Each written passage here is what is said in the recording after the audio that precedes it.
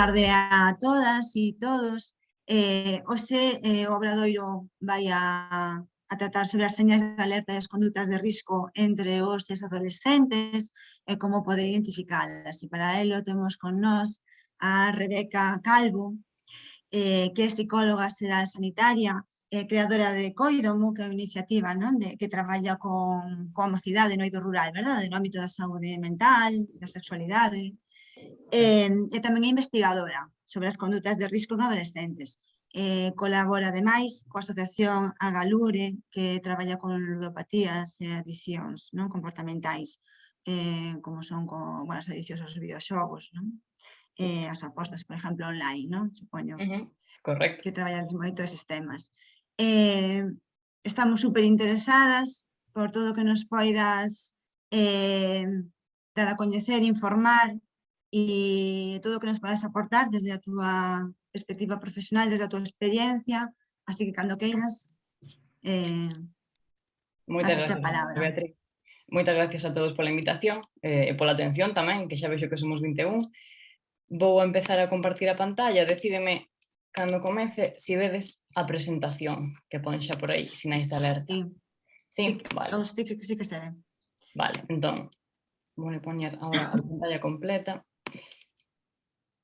A ver, vale, decídeme se se ve agora cando cargue a pantalla completa,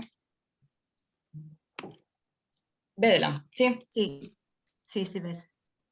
Vale, entón pecho por aquí, vale. Bueno, pois hoxe gustaríame falar de conductas de risco entre adolescentes e de sinais de alerta. Pero para falar de todas estas conductas de risco, penso que primeiro é importante que aterricemos un pouco en que fai a psicoloxía ou que fai un psicólogo falando de adolescencia e de conductas de risco. Tamén é importante, me parece, que aterricemos falando de que é o normal e que non é o normal, porque moitas veces nos asaltan estas dúbidas de isto que lle está a pasar será normal, isto que me dixo será normal. Tamén creo que é interesante que asentemos un pouco que pasa nos adolescentes en esa etapa de cambios, non só a nivel corporal, sino tamén pois a nivel no cerebro, non? Que está pasando na súa mente? Que cousas están a cambiar? Por que se comportan como se comportan? Realmente é todo culpa da idade do pavo ou hai algunha explicación máis a nivel neurolóxico que nos poida decir, vale, pois o mellor o que está a facer débese a isto? Unha vez que teñamos esta base, imos a analizar cales son entón esas conductas de risco. Todos sabemos que a día de hoxe, coa era digital, hai un montón de conductas de risco que son online. Entón, ímonos centrar un pouco máis en estas, nas online, que nas offline. Imos falar tamén de cales son esas sinais de alerta, en que me poido fixar eu, o que lle poido prestar atención para saber se o mellor está cometendo algunha destas conductas de risco. Por suposto que imos a falar de algúns consellos, de algunhas recomendacións pois para tratar de evitalas, e imos ter un espazo de debate. Veredes que hai algunhas diapositivas nas que vai salir este micro, o sea que se tedes comentarios, dúbidas, calquer cousa que queirades dicir ou suxerir, conectades o micrófono e me comentades, vale? Porque, bueno, a mí me gusta moito falar, pero non me gusta dar a chapa, entonces isto de non vernos, de non ter feedback, é un pouco extraño, entonces cando queirades me podedes interrumpir, vale? Como se estuéramos en persoa. Entón, empezamos. Empezamos falando un pouco da psicoloxía, porque moitas veces sí que oímos falar pois, do psicólogo, de acudir ao psicólogo, de saúde mental, pero non temos moi claro ao mellor a que nos imos enfrentar, non? Se falamos con un psicólogo. En a grandes rasgos, a psicoloxía vai tratar de definir problemas, dificultades ou cousas que queremos mellorar, darnos unha serie de ferramentas para solucionalo e mellorar como fin último a calidade de vida. Como? Pois a través dun proceso de empoderamento. E gústame moito este concepto porque nos empodera, xa que nos fai coñecernos millor ou coñecer millor pois, aos nosos fillos, en este caso adolescentes, e darnos unha serie de ferramentas pois, para lidiar con esas problemáticas. Como fai? Dependendo de que psicólogo acudimos, vamos a ver que hai un montón de enfoques e de terapias. Hai algúns que utilizan un enfoque que se chama cognitivo-conductual, outros sistémicos, psicodinámicos. Hai un montón de terapias. Por que? Pois porque os problemas se poden ver desde moitos puntos de vista distintos. Pero, ao final, o que teñen en común todos estes enfoques que usamos os psicólogos é que tratamos de explicar un problema, unha dificultade, un síntoma. Algúns dirán que é unha conducta derivada dun pensamento, outros falarán máis de traumas, outros falarán máis de como nos relacionamos coa familia, outros incluso falarán máis da nosa personalidade, pero o importante é que sempre vamos a intentar analizar unha problemática, explicala. Como? Pois vendo cal é esa queixa, desde cando está a pasar, cal é a nosa actitude ante esa queixa. Hai outros factores implicados nese problema ou solamente ese problema?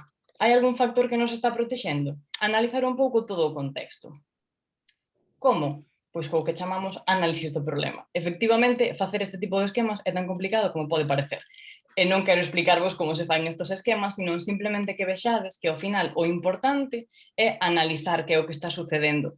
Hai moitos puntos de vista para facelo, pero o importante é analizalo para atopar unha solución. Estes esquemas aos psicólogos pois axúdannos pois a identificar esas conductas que supoñen un problema, que factores están influindo, cales non, cales nos protexen, etc. etc. Vamos a poñer dous exemplos. Vouvos a ler dous textos e logo vouvos a pedir opinión. Vale? Entón, vamos a falar dun problema. Un problema que di, o meu fillo de 15 anos pórtase fatal. Non me fai caso cando lle digo algo e na casa é un desastre. Cada vez suspende máis asignaturas e xa non nos conta nada. É como se lle dera todo igual. Preocúpame que este a facer algo que non debe ou cousas que non debe e ademais ten compañías bastante malas. Ata agora, ben, por aquí temos un problema. Vamos a ler o seguinte. Meus pais son uns pesados. Non paran de repetirme as cousas cando estou viciando algún xogo. Contrólame todo o tempo e se lles digo que quero baixar cos colegas de clase, penso que non se fían de min. No insti, bueno, é que é un aburrimento. O que aprendo non vale para nada e ainda encima hai uns graciosillos na clase que adoitan meterse conmigo. Invítovos aos que vos apeteza a desbloquear o micro e contarme cal pensades que é o problema e si vedes que é o mismo para ambas partes.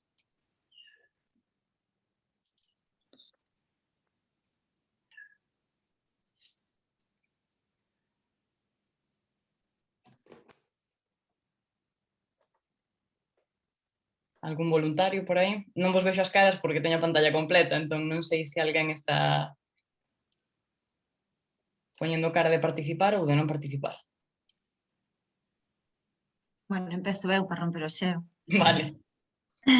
Bueno, creo que a visión son totalmente distintas, ¿no? Por un lado está a visión da nai ou do pai e por outro lado o que percibe o neno, a nena ou adolescente, ¿no? Entonces, por un lado, a familia, o pai ou a nai están preocupados por un cambio de actitude no seu fillo ou filla, polo baixo rendemento académico, ¿no? E lle preocupan tamén as compañías, ¿no? nas que pode andar, ¿no? E, bueno, e tamén por esa actitude de pasar todo na casa e tal, non? Mais ben, bueno, condutas adolescentes que a veces lle podemos dar máis importancia da que teñen, non? E, por outro lado, temos a visión a percepción que ten o fillo, que ten a percepción, que iso creo que é típica da adolescencia, de meus pais me agobian, son uns pesados, a ver se me deixan un pouco en paz, pero por outro tamén manifesta algo aí do fondo e é que na clase se ríen de min, non? Que ao mellor tamén é un tema que está preocupando e está generando aí un problema a él, non? Que ao mellor é ou a ela. Sí, sí, moitas gracias. Que pode ser incluso máis importante polo tema do que está pasando na casa, non? Co pai e Sí. ca nai. O sea, que pode haber un problema ao mellor dentro de outro problema. Vaya. Moi ben. Algunha opinión máis por aí? Algunha idea?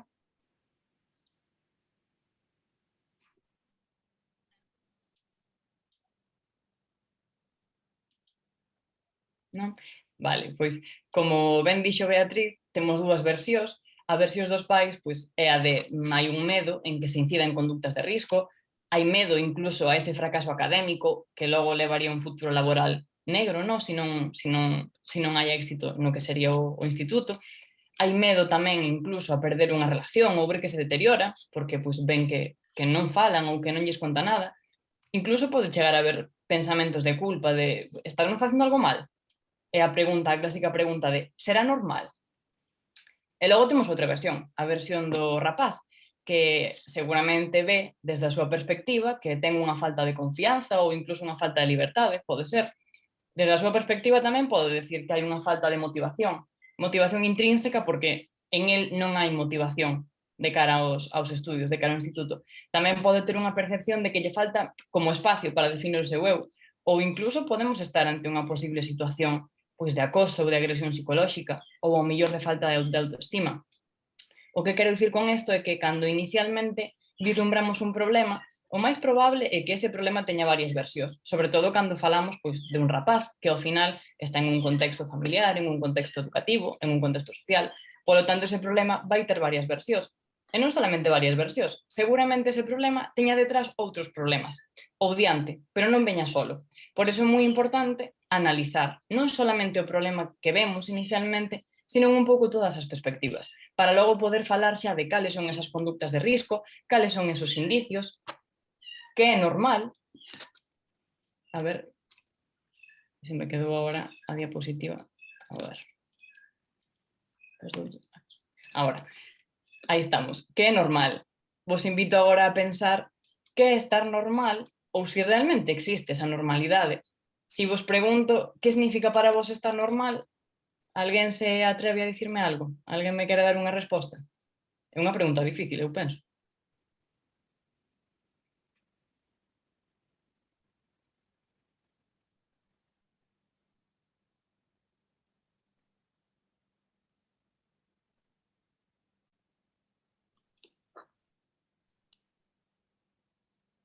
Bueno, pois estar normal, moitas veces pensamos que é algo como un sí ou non, de ou estou normal ou non estou normal, como se fora unha liña vertical, non? Que o divide o sí e o non. Pero realmente máis ben unha liña horizontal, que vai desde podemos estar xenial hasta que podemos estar fatal. Entón, esa aparente normalidade ás veces significa que digo, pois estou rara, últimamente me noto rara, non sei que me pasa, pero estou rara. Ou igual estou apática, ou me noto triste. Ou últimamente, pois cóstame dormir. Ou pois non me dou concentrado, teño problemas para concentrarme. Un rapaz dentro da súa normalidade pode pensar, unha rapaza, eu o que realmente quero é sentirme aceptada. Ou pode pensar, realmente pois xogo a videoxogos para ter amigos, para min iso é normal, non? Entón vemos que a normalidade, lonxe de ser un estou normal sí ou estou normal non, é unha liña horizontal. Polo tanto, é interesante vela pois como unha escala de grises, non como algo que temos sí ou non, como unha dicotomía, porque moitas veces o que máis xera un problema ou o que máis frustración nos dá é velo como esa dicotomía de ou estou normal ou non estou normal. Polo tanto, o normal pois é unha liña horizontal. Entre estar ben e estar mal hai unha escala de grises moi amplia. Para o que para unha persoa normal, para outra pode non selo. Algo deixa de ser normal, eso sí, cando é persistente, exagerado e ten consecuencias negativas. Estas tres palabras as vamos a repetir máis adiante porque son interesantes para clasificar cando algo supón un problema e cando non. O normal tamén depende do contexto cultural, político, social e económico. E obviamente das características persoais. Ao mellor para este rapaz do exemplo é normal xogar a videoxogos durante unha boa parte da tarde, pero para os seus pais non é normal que o faga. Ao mellor para este rapaz é normal non prestar atención na clase porque da igual tampouco a prestan os seus compañeiros, pero para os adultos pois non o vemos moi normal. Ou inclusive, ao millor, para os pais ou os profesores en algún momento poden ver normal pois que teña unha serie de relacións máis inestables cos seus compañeiros e este rapazo pode estar magnificando. Polo tanto, o concepto de normal é moi relativo e moitas veces nos facemos moito daño pensando que se o que lle está pasando ao meu fillo non é normal, temos un problema. Entón, estaría ben que o analizáramos un par de veces antes de decir se realmente hai un problema ou non, porque a normalidade, bueno, é relativa. Entón, así un pouco de toque de humor, cando estamos preocupados pensando que non somos normal, versus cando descubrimos que realmente a normalidade pois non existe. É un concepto que existe pois nos manuais.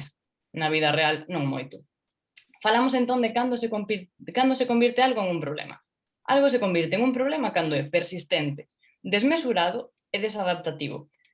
Que significa desadaptativo? Que nos fai daño, que nos supón algo negativo. Imaginade, por exemplo, o medo ou a ansiedade. Vamos a poñer o exemplo do medo. É normal ter medo en algún momento. De feito, o medo nos mantén vivos porque nos separa dos peligros moitas veces, non? Que pasa cando o medo se convirte en persistente, exagerado ou desmesurado e nos xera cousas negativas? Que se convirte en un problema. Entón, ao mellor, nos atopamos con un rapaz que ten problemas de medos ao irse a dormir porque ten pesadelos. Cando son noviños, isto é bastante común. Ou ao mellor, un medo desmesurado a estar só porque ten medo ao abandono. Entón recordamos, algo se convirte nun problema cando é persistente, desmesurado e desadaptativo. E o mesmo ocorre con unha serie de conductas como pode ser pois, xogar aos videoxogos ou estar en internet. Se é algo persistente, desmesurado e desadaptativo, entón igual estamos ante un problema, senón quizás estamos ante un hábito. É interesante dividir cando falamos dun hábito, cando falamos dun exceso e cando falamos dunha adicción. O veremos máis adiante cando falemos das conductas de risco online. Imos a falar entón agora da adolescencia como unha etapa de cambios. É importante que entendamos que cando estamos a falar dun adolescente, obviamente, hai moitos cambios que están sucedendo no seu corpo. Estos cambios se dividen en 3 tipos, vale? Temos, por un lado, cambios que serían biofisiolóxicos, que serían os de carácter hormonal, físico, os máis visibles, digamos. Cambios que serían neurolóxicos en relación á maduración de varias zonas do córtex, que veremos agora máis adiante, e cambios que serían psicosociais, que son, digamos, os máis profundos, os máis internos. Entre este tipo de cambios estaría buscar o noso propio eu, ese proceso cando somos adolescentes de redefinirnos constantemente. Por eso, ao mellor, adoitamos unha maneira de vestir diferente, ou un corte de pelo que antes non tiñamos, é unha maneira de expresión. Outros tipo de cambios psicosociais serían os que teñen que ver con ese proceso de individualización. Moitos rapaces, creo que é algo super común, tenden bastante a pasar máis tempo na súa habitación porque están buscando o seu espacio, están diseñando o seu eu dentro do seu espacio, para deixar de ser un neno a ser un adulto funcional. Entón, imos a quedarnos con que hai unha serie de cambios que son biofisiolóxicos, neurolóxicos e psicosociais. Pregunta agora, de todos os cambios polos que pasa un adolescente, un rapaz que está na adolescencia, unha rapaza, cal é o que máis notades no voso fillo ou na vosa filla? Cal destes tipos de cambios son os que máis notades normalmente? Alguén se anima?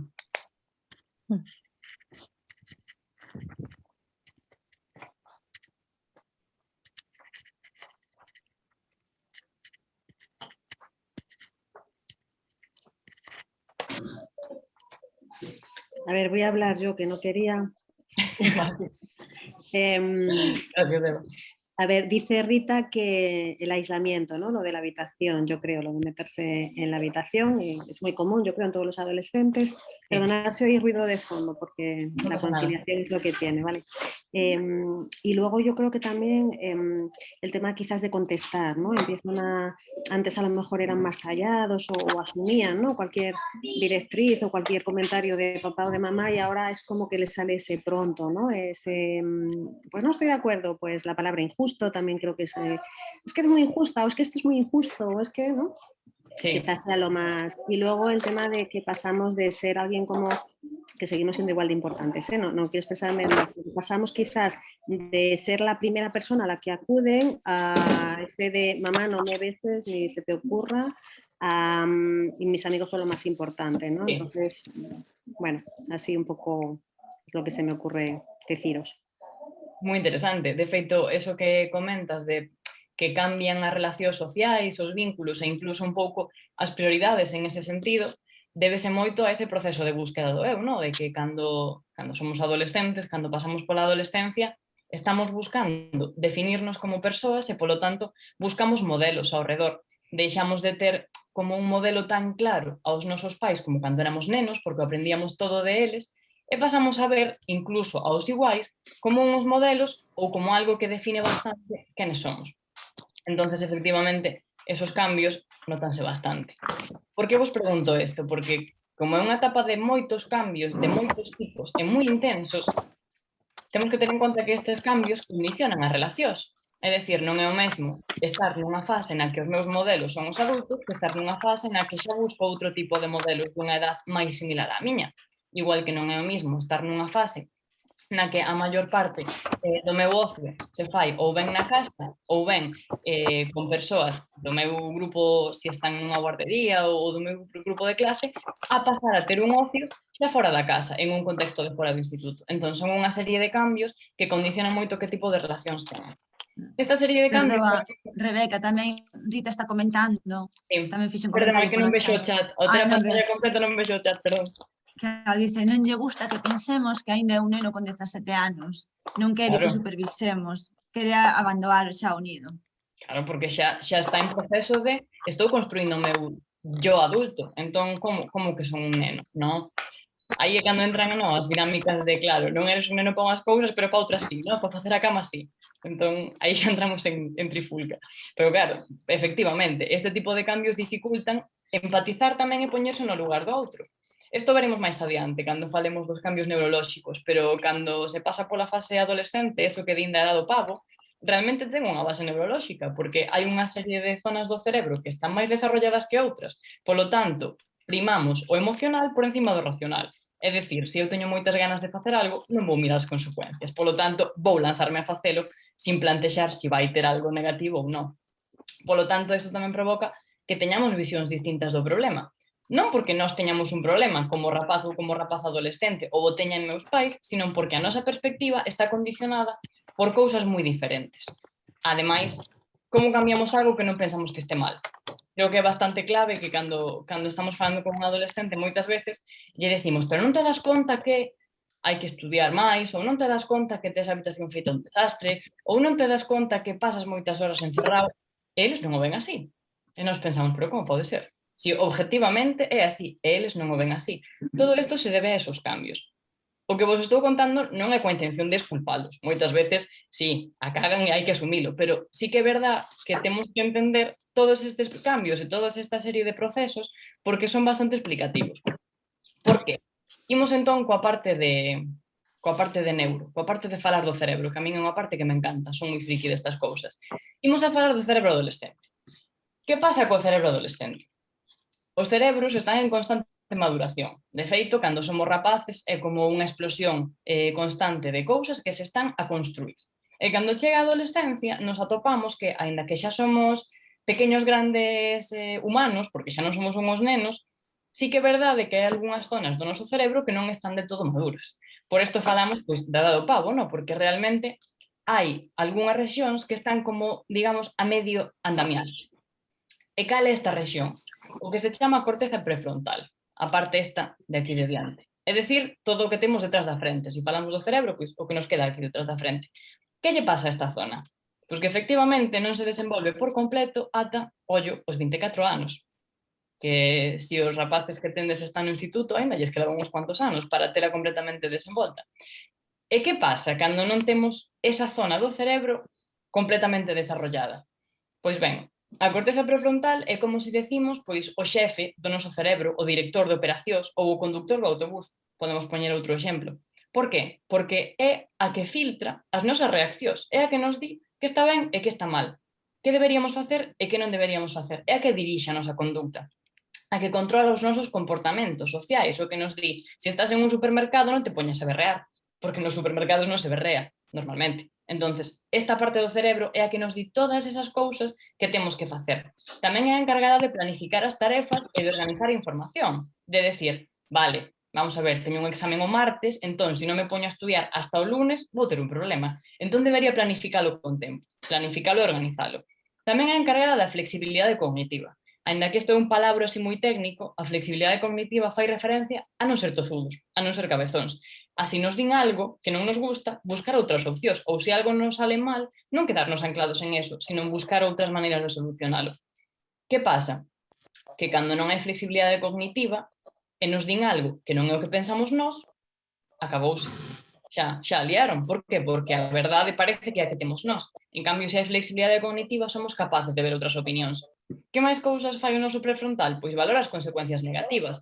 Bueno, igual se me quedo viciando hasta as 4 da mañá, mañá ás 9 vou a estar reventada, non vou ser capaz de levantarme, polo tanto vou estar cansada no colegio. Se non valoramos as consecuencias negativas, pois igual nos quedamos xogando videoxogos hasta as 4 da mañá e non procesamos que ao día seguinte vamos a estar cansados, irritables e vamos a rendir peor. Esta parte do cerebro é que fai moitas cousas. Tamén controla os impulsos. Teño moitas ganas de salir de festa cos meus amigos porque é o cumpleanos de Laura. E mamá non me deixa salir de festa porque teño un examen dentro de 2 días. Teño un impulso tan grande que me cabreo. E non valoro as consecuencias. Ademais, tamén é a que controla os xuizos de que está ben e que está mal. Que pasa? Que, como vimos antes, esta parte de aquí non se terminou de desenvolver hasta os 24 anos. Pero hai outra, que é a amígdala, este puntiño que temos aquí, que sí.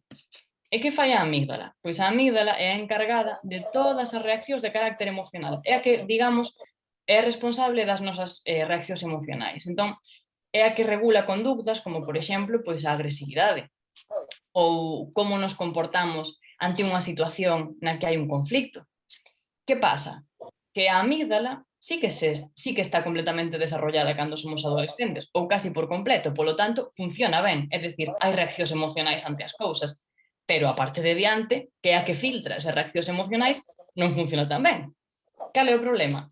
como a amígdala sí que madurou, polo tanto temos a reacción emocional, temos esa emoción e esa, digamos, impulsividade, pero esta parte de aquí non madurou de todo, somos impulsivos e non miramos as consecuencias negativas. Poñemos a emoción por diante da razón. Si queremos salir de festa, a toda costa temos que salir de festa. Non valoramos que igual non é o momento, ou igual por algún motivo non nos deixan sair. Por eso, moitas veces, decimos que o que nos vemos como un problema, eles quizás non porque non queiran, ou porque nos estén vacilando, digamos, sino porque ao millor, dentro da súa capacidade para razonar esa situación, non o valoran como un problema, porque realmente pois o seu cerebro está a medio andamiar. Entón, hai que ter en conta que algunhas das circunstancias que se dan ou algunhas das cousas que poden suceder moitas veces veñen derivadas pois, deste tipo de cambios. Normalmente, cando falamos de cambios na adolescencia, pois pensamos moito nos físicos, ou moito en esos cambios pois, sociais, de aillamento. Pero é que moitas veces este tipo de cambios sociais, este tipo de conductas de aillarse ou este tipo de reaccións teñen que ver con todos estos cambios neurolóxicos. Por iso me gusta falar desde unha perspectiva da neurociencia, porque creo que explica moitas cousas e nos axuda a entender moitas outras. Igual os preguntades por que maduran por separado estas partes do cerebro? Pois por algo que se chama plasticidade. É dicir, o cerebro, canto máis pequenos somos, máis plástico é. Que significa que o cerebro é plástico? Pois que se pode reformular e remodelar. Por iso os rapaces aprenden tan rápido. Por iso é máis fácil tamén aprender unha lingua estranxeira, por exemplo, o inglés, cando somos pequenos que cando somos maiores, porque temos máis plasticidade. Isto é algo positivo, o que pasa é que provoca pois, que algunhas partes maduren antes e outras despois, dando algunhas consecuencias. Vamos a poñer un vídeo. Vou poñer un vídeo para que vexamos un pouco máis sobre isto. Voulle dar ao play e me decides se o vedes na pantalla completa. Si estás enfadado... Védelo en pantalla completa. Sí, sí, ves. Vale, perfecto. y no sabes muy bien por qué. Si te parece que tus padres no te entienden y que, ay, el mundo es muy injusto, estás sufriendo el imparable paso de la adolescencia. Esto nos ha pasado a todos y ahora en Hazte la Lista puedes saber por qué. El cerebro no es una estructura invariable con la que naces y mueres sin que sufra ninguna modificación. Más bien todo lo contrario. Y esos cambios son precisamente los que harán que te adaptes a las necesidades de tu edad adulta. Tienes que pensar en tu cerebro como un lugar en construcción al que están cambiando todo el cableado y que a partir de los 11 años empieza un proceso necesario en el que se desechan las conexiones que no se utilizan y las otras se reconfiguran para que sean más rápidas y fiables. Esta es la glándula que regula, entre otras cosas, la emoción, los sentimientos, la agresividad y que para mayor gloria de nuestra adolescencia alcanza su madurez antes que otras zonas del cerebro y es la responsable de que nos entren esas ganas irrefrenables de alejarnos lo más posible de nuestros padres y de que no miramos los riesgos de manera adecuada. Esto es porque la amígdala prima la recompensa por encima de los posibles problemas. A diferencia de la amígdala, la corteza prefrontal es la que regula el ánimo y la atención, pero también planifica el futuro y las consecuencias que tienen tus actos. Como ves, funciones de lo más útiles y, sin embargo, las que más tarde alcanzan su desarrollo dentro del cerebro, hasta los 24 años. Así que es bastante más lenta en sus operaciones que la amígdala, que ya está desarrollada. ¿A que ya has vislumbrado el problema? Vamos a verlo. Como acabamos de ver, el cerebro no se desarrolla de la misma manera en todas las áreas, sino que es un arco de desarrollo lento y desigual que provoca la torpeza típica del cuerpo. Si madurara todo de una vez, en realidad no. La plasticidad de la corteza prefrontal hace que el adolescente se adapte mejor a los cambios y lo prepara para salir del nido, que es al fin y al cabo lo que necesitamos para convertirnos en adultos. El cerebro del adolescente se centra sobre todo en dos cosas, las emociones y los sentimientos. Es que en varias ocasiones nos conectamos a una hormona neurotransmisora llamada oxitocina que nos produce bienestar cuando nos relacionamos socialmente, pero también cuando vamos con un coche a 180 km por hora por la autopista. Como veis, a nuestro cerebro aún le cuesta valorar los riesgos. Cuando los padres guían a sus hijos adolescentes dejándoles espacio, manteniendo un vínculo pero ofreciéndoles independencia, les va mejor que si tratan de prohibir todos los intentos de salir del nido. Pero no todos los padres saben eso. Por ello es importante mantener el diálogo con ellos más que cerrarse en banda y tratar de no enrocarse en una pelea constante que ni entienden ni te va a ayudar en nada. Como ves, la adolescencia es algo no solo normal, sino físicamente inevitable, y hay que pasarla para llegar a la etapa adulta. ¿Y tú, cómo llevas la tuya? Vale.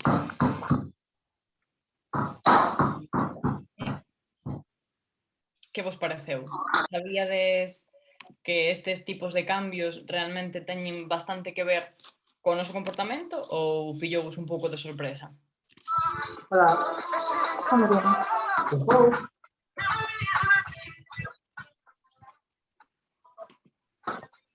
Alguén ten, creo que o audio aberto e se escoita ruido de fondo. Ahora, creo que ahora xa está. Ahora mellor. Decíamos, coñecíades estes tipos de cambios ou realmente pensabades, bueno, pues que o da do pavo se di porque é dado pavo e xa está? Porque a min he de decir que me sorprendeu bastante cando descubrín todo isto a nivel así, a nivel neuro, dixen, ostras, pois ao final a dado pavo tiña tiña certa explicación, vaya.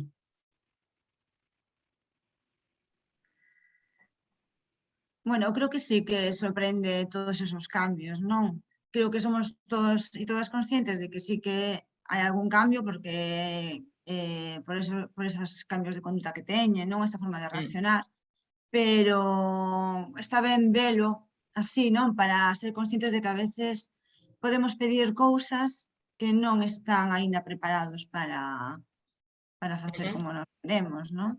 Sí, e sobre todo para entender tamén esas diferencias de perspectiva, porque o que para nós é algo super lóxico e razonable, para eles, como están vendo a parte máis emocional, pois igual non o é tanto. Entón, é como se discutes con outra persoa, pero o facedes en 2 idiomas diferentes. Hombre, podedes chegar a ter unha idea do que estades falando pois polos xestos, as caras e demais, pero se non coñecedes o vocabulario ou non falades o mesmo idioma, non vos vades a poñer de acordo nin para discutir, non?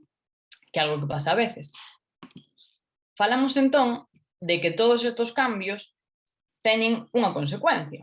Moitas veces pasan cousas como, bueno, pois o rapaz vai á súa bola, ou é que apuntas a un bombardeo, parece que non controla, ou pasa de todo, non nos damos conta que detrás de esos actos ou de esos cambios, digamos, emocionais e máis sociais, o que hai detrás é un proceso pois, neurolóxico, que ao final é inevitable, e que só pasa cando pasan os anos. Vamos a falar entón de conductas de risco. Vamos a falar de conductas de risco en adolescentes que os adolescentes non ven como conductas de risco. Ou mellor dito, que o cerebro dos adolescentes moitas veces non ve como conductas de risco. Gustaríame que fixéramos agora unha mini pausa para centrarnos en que hai 2 tipos de conductas de risco. Vale, normalmente adoitábamos de falar das conductas de risco offline, que serían pois o clásico consumo de sustancias ou o consumo de drogas, as adiccións comportamentais. As adiccións comportamentais é calquer comportamento de adicción a algo que non sexa unha sustancia, como por exemplo, pois as máquinas tragaperras, no caso da ludopatía, ou o póker, no caso dos xogadores de póker que teñen un problema de adicción, ou incluso as inversións. Hai persoas que son adictas a invertir diñeiro, ou adictas a chamar ao tarot, por exemplo, ou adictas ás compras. Calquer conducta que nos poida xerar unha adicción estaría dentro do grupo do que serían as adiccións comportamentais. E teñen procesos moi similares ao que serían as adiccións con sustancia. Vale? Outras conductas de risco offline, fora da rede, serían as autolesións, onde serían os cortes ou o facerse daño a un mesmo. Ou prácticas relacionadas cos TCA. Os TCA son os trastornos da conducta alimentaria. En este grupo de trastornos incluímos, por exemplo, a anorexia, a bulimia ou o trastorno por atracón. Entón, prácticas que teñen relación con estes trastornos, como pode ser o deixar de comer durante etapas ou ter alimentos prohibidos, ou de vez en cando vomitar se nos sentimos moi cheos, son conductas de risco. Non necesariamente significa que teñan bulimia ou que teñan anorexia, pero son conductas de risco que poden rematar precisamente en anorexia ou en bulimia. Vale? A hipersexualización, por exemplo, tamén sería o que chamamos unha conducta de risco, porque pode rematar en problemas sobre como vemos o noso corpo, ou en problemas á hora de relacionarnos cos demais, ou en problemas a nivel sexual, inclusive. O bullying, que é unha das máis clásicas, o acoso escolar, as prácticas sexuais de risco, tamén son das máis comuns a nivel de conductas de risco offline, que serían, pois, por exemplo, pois, ter sexo sin preservativo ou entrar en contacto con enfermidades de transmisión sexual. o que me gusta chamar efecto influencer de vidas perfectas, tamén sería unha conducta de risco online cando nos intentamos que a nosa vida sexa perfecta. Perfecta como? Pois como a que vemos no Instagram ou como a que vemos nas redes sociais. É o que sería o efecto influencer, no? De quero aparentar esa vida perfecta. Cando realmente o concepto de perfección é un pouco como o concepto de normalidade. Non existe, non? Fora dos libros. Ou quedar con descoñecidos. Sería outra conducta de risco offline, fora da rede. Cales serían as conductas de risco online?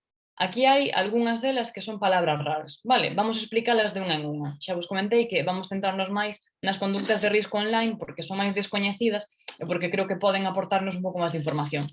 O ciberacoso. O ciberacoso é unha conducta de risco online que sería a equiparable ao bullying, ao acoso escolar das conductas offline.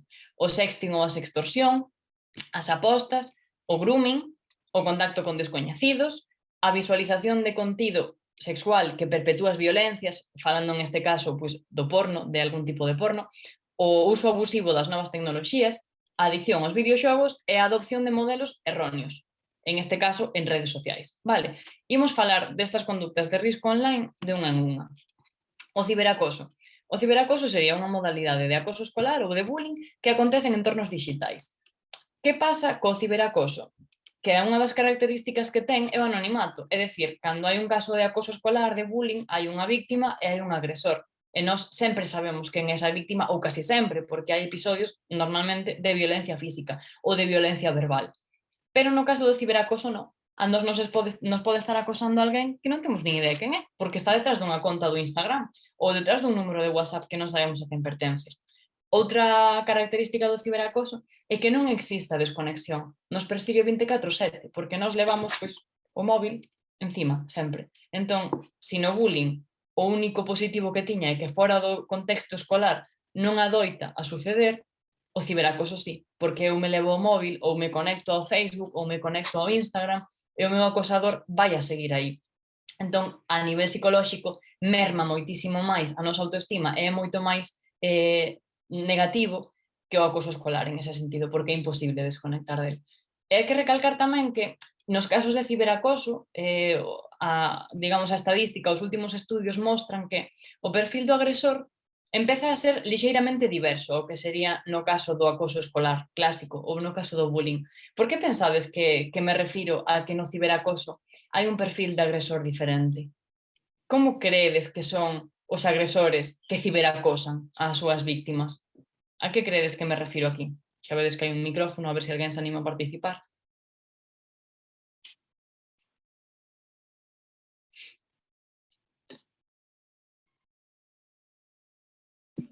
A ver, voy. A ver, gracias, Eva, otra vez. Yo creo, no lo sé, pero creo que en el ciberacoso, así como en el bullying quizás hay un perfil más definido, creo que el ciberacoso, el hecho de que sea anónimo y que sea a través de una pantalla y no directamente, hace que muchas personas lo puedan ser en mayor o en menor grado, de una manera además como más impune, ¿no? Como que como es a través de una pantalla, parece que lo que te estoy diciendo aquí no tiene tanto valor o tanto impacto como si te lo digo a la cara, ¿no? En el colegio Sí. o en la calle. Es un poco una percepción. Sí, perfectamente. Correcto. Esa é unha das características. De feito, moitos perfiles de acosadores online, se os poñemos no mundo real, non serían acosadores. É máis, hai un perfil que se chama o do bully victim, que unha persoa que sufreu bullying no mundo físico, vamos a decir, o sea, no contexto escolar, pode chegar a ser un ciberacosador precisamente por haber pasado por todo ese proceso. Entón, un agresor que ciberacosa a outra persoa non ten por que ser esa clásica imaxe de un rapaz ou máis forte ou máis agresivo ou ao millor máis líder dun grupo. Ao millor é o rapaz que nunca pensamos que fora a ser acosador, que é o máis tímido de todos, que detrás da pantalla, como ben comentaba Eva, pois se convirte en outra persoa por ese anonimato, vale?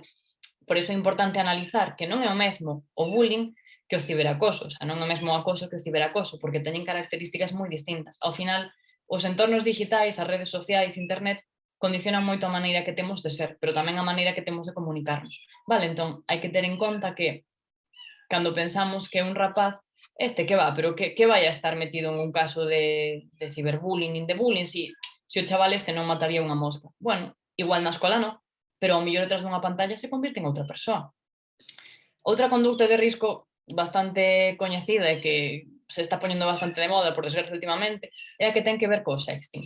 O sexting en sí non se podería clasificar como conducta de risco, senón máis ben como unha práctica sexual na que hai un envío de material de carácter erótico, digamos, entre dúas ou máis persoas. Cal é o problema? Que cando poñemos sexting máis adolescentes que teñen o cerebro a medio andamiar, aí sí que se convirte nunha conducta de risco. Por qué? Porque temos o que se chama risco de sextorsión. É dicir, cando eu envío materiais, fotos, vídeos, o que sexa, polo teléfono, polo móvil, eso se queda na rede, non desaparece. Por moito que se poida chegar a borrar, deixa o que sería unha huella. E no momento no que sale do meu móvil a outro móvil, deixo de ser dona ou dono de ese contido. Polo tanto, pode chegar a calquer lugar. Por eso entramos no que se chama unha conducta de risco, porque xa non é unha práctica na parella, como sería mandarse mensaxes co teu mozo ou ca tua moza, sino que pasa a ser unha conducta de risco na que eu non teño control e podo rematar en risco do que se chama sextorsión. Que pasa co sexting, ademais, entre os adolescentes? Os últimos estudios demostran que ten un sesgo de xénero bastante marcado. Por qué? Porque a maioría das persoas que adoitan enviar fotos ou imaxes normalmente son as rapazas, cando falamos de idades adolescentes. E quen recibe máis cantidade de imaxes non desexadas, ollo, tamén son as rapazas. De aí que falemos dun sesgo de xénero. Ademais, según un estudio que fixeron no País Vasco no 2018, que é un dos máis grandes a nivel nacional, que se fixeron nos últimos anos, o 35% dos adolescentes afirman que practican sexting. O 35% o afirman. Imaginadevos que hai unha parte deles, primeiro, que non se encuestou, e despois que ao millor non o queren decir en ese cuestionario. Entón, vamos a decir que ao millor rondan o 40%, o cual é bastante. E alrededor do 2% de 3.300 rapaces sufriron sextorsión. Por que poño aí o 3.300? Estos son datos dun estudio que levei a cabo coa Universidade de Santiago aí polo 2017, nunha mostra de rapaces galegos, rapaces e rapazas galegas de 3.300, máis ou menos, 3.300 e pico, o 2% asumían que sufrían sextorsión. Este 2% eran chicas, vale, eran mulleres, eran rapazas, que decían que unha persoa, xa fora maior de idade ou menor de idade, fixera chantaxe para recibir material de carácter pornográfico pola súa parte, é dicir, obligaran a que lles mandara fotos desnuda, vídeos, etc. A sextorsión xa é un delito, entón, aínda que o 2% poida parecer unha cifra bastante pequechiña, vamos a ter en conta que é algo moi grave e que xa estamos falando de que hai un delito tipificado. Imaginádevos todos os casos de rapazas que se viron en estas, pero que non chegaron a denunciar, porque con 16 anos denunciar a unha persoa ás veces faise moi complicado, sobre todo cando ao mellor esa persoa tuvo algún tipo de vínculo emocional contigo. Vale, entón, aínda que aquí poida parecer pouco, porque é un 2%, é un 2% de 3.300, o cual, tendo en conta que é un delito, é unha auténtica burrada. E isto é no 2017, nos últimos anos subeu. Por que digo que subeu? Si googleamos sexting e lle damos a noticias, todas estas noticias son das últimas semanas, inclusive dos últimos días. Falan de un caso de sextorsión en Almería, falan de rapaces detidos por casos de sexting, falan de que unha fiscal advirte de que se están aumentando os casos de sextorsión, de que hai un aumento moi grande, sobre todo en rapaces cada vez máis novos, en rapazas cada vez máis novas. Vale, entón, lonxe de ser unha conducta de risco que se minimizou ou que decreceu, parece que vai en aumento. E xa, ademais dunha conducta de risco, falamos dun delito. Animadesvos alguén a dicir a que pensades que se deben este aumento de casos? Eu non o sei, non teño a resposta, ojalá soubera. Lanzovos por aí ideas. Igual é a accesibilidade que teñen os rapaces aos dispositivos digitais, que cada vez son máis noviños cando teñen teléfono. A idade, aos valores que temos como sociedade, a todo un pouco, é complicada. Alguén se anima a comentar algo?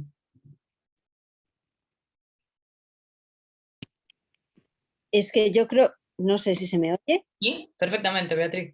Que yo creo que es un poco de todo lo que has dicho, el acceso, el cómo se está viendo lo que mola o no mola, entre comillas, o lo que hace pues, la gente que sale en televisión, redes y demás. Sí. Pero bueno, en general todo lo que has dicho tú. Y bueno, y el confinamiento, entre comillas, pues que han tenido más tiempo para acceder a todo este tipo de información. Sí, correcto. Ao final, a información que temos en internet é infinita. E o problema ven cando non lle poñemos un filtro, porque se queremos atopar cousas malas, podemos atopar moitas. Por que falamos de sexting como conducta de risco? Pois porque os adolescentes realmente, cando entran en este tipo de dinámicas de ao millor enviarse unha foto coa súa parella, no fondo o que buscan son pois novas maneiras de relacionarse ou unha confianza depositada en outra persoa, ou sentirse desexados ou a maior parte, sobre todo no caso das rapazas, querer agradar ou cumplir, digamos, un propósito con respecto á súa parella. Moitas veces non son conscientes deste risco. Vamos a lembrar que teñen o cerebro medio andamiar, perdón pola expresión, e que ademais tampouco é que teñamos unha educación sexual que os ensine ou os prepare para sexualmente desenvolverse dunha maneira sana. Moitas veces os modelos que siguen son os do porno, e os modelos que temos do porno son moi malos, son moi malos. Cal é o problema entón? Pois un pouco todo, que falla a educación sexual, que non hai modelos sanos do que é a sexualidade, que o seu procesamento emocional está por encima do procesamento racional, que temos un acceso ás novas tecnoloxías moi grande, que cada vez entran máis pequenos na rede, o seu cerebro está menos preparado e hai menos control, un pouco todo, pero o resultado pois é bastante negativo. Vamos a falar agora do contacto con descoñecidos. O contacto con descoñecidos é todo o que sucede entre unha persoa, como podo ser eu, por exemplo, e outra persoa que non coñezo e me manda unha petición ás redes sociais ou me fala a través dun chat. É dicir, hai contacto que simplemente é aceptar a persoas descoñecidas, hai contacto que é falar con persoas descoñecidas e hai contacto que é chegar a quedar. Os porcentaxes deste estudo, que son os do mesmo que mencionamos antes, din que o 70% dos adolescentes afirma que acepta persoas descoñecidas nas súas redes sociais. Vale, isto pode non ser un problema cando esas persoas descoñecidas simplemente son outros adolescentes do seu círculo, pero sí pode ser un problema cando esas persoas descoñecidas son adultos. Porque cando un adulto lle manda unha petición a un menor de idade, moitas veces as intencións non son boas, pero que o 40% asume que fala cos descoñecidos. Ou incluso ten un perfil de redes sociais público. As redes sociais como Instagram e Facebook se poden poñer públicas para que as vexa todo o mundo ou se poden poñer privadas. Logo entramos no que sería o grooming. O grooming que é? Pois é, digamos, a parte máis alta, a consecuencia última deste contacto con descoñecidos. É unha acción deliberada, consciente por parte de un adulto para acosar sexualmente a un neno ou unha nena a través do medio digital, co fin sempre, pois obviamente, de algún tipo de acto sexual. Vale, entón o grooming, igual que a sextorsión, tamén está tipificado como delito. E igual que a sextorsión partía do sexting como conducta de risco ou do sexting sin control, o grooming parte do contacto con descoñecidos tamén sin control. Por iso é tan importante asegurarse, se temos fillos adolescentes ou menores de idade e teñen perfiles en redes sociais, que sexan privados, porque un dos riscos máis grandes é este, o do contacto con descoñecidos e do grooming. Novamente, vale, antes vamos a ver o vídeo, sí. Pensei que non daba tempo, pero sí. Vamos a ver un vídeo que fixo UNICEF, que creo que é moi interesante para concienciar sobre a importancia dos perfiles privados. A ver.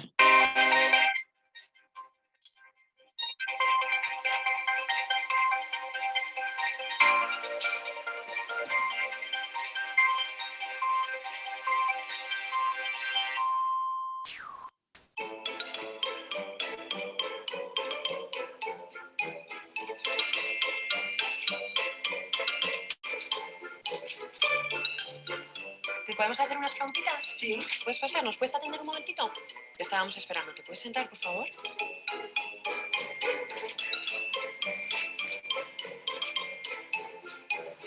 Muchas gracias. Según tus últimas declaraciones, no estás muy contenta. ¿Cómo va todo? Pues hay a veces que está bien, pero hay a veces que no. ¿Te gusta mucho Harry Potter? Sí. ¿Es verdad que llegas más tarde a casa de lo habitual? Sí. Queríamos preguntarte acerca de los últimos partidos de baloncesto. Creo que no has metido muchas canastas. No. Has sacado muy buenas notas este cuatrimestre, ¿verdad? Sí. ¿Cómo lo has hecho? Pues estudiando. Lo primero, enhorabuena, ¿verdad? Por la fantástica temporada que estáis haciendo en el equipo de baloncesto. Sí. ¿Quieres dedicarle a alguien tu éxito? A mi familia y a mis amigos. ¿Esto va a salir en la tele o algo? Hay muchas cámaras y muchos focos. Creo que estás estudiando inglés. Sí. ¿Quieres desarrollar tu carrera artística en Hollywood?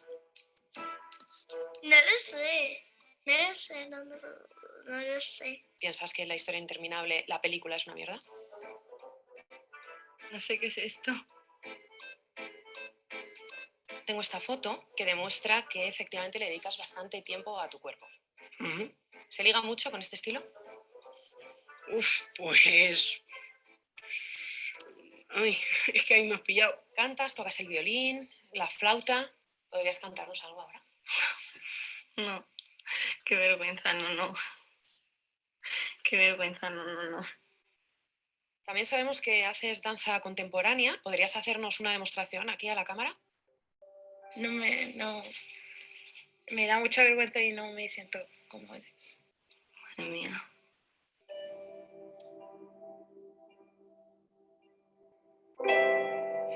¿Me podéis ya? ¿No quieres ir? ¿Por qué?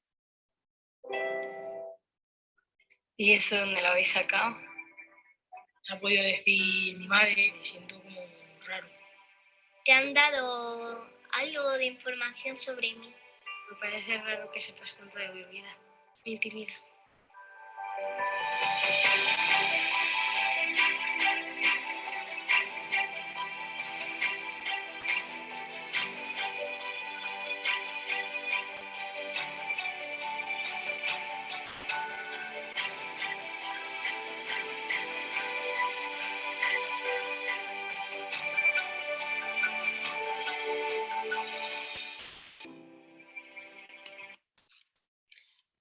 Vale, creo que é bastante representativo o vídeo da importancia que ten, pois precisamente que a nosa vida privada siga sendo privada e que se temos un perfil en redes sociais, pois sexa un perfil privado, porque a unha persoa que non ten nada que ver con nós non lle interesa saber se eu, adolescente de 15 anos, teño estos amigos ou estos outros, se me gusta patinar ou se me gusta cantar, porque despois pasan as conductas de risco das que falamos.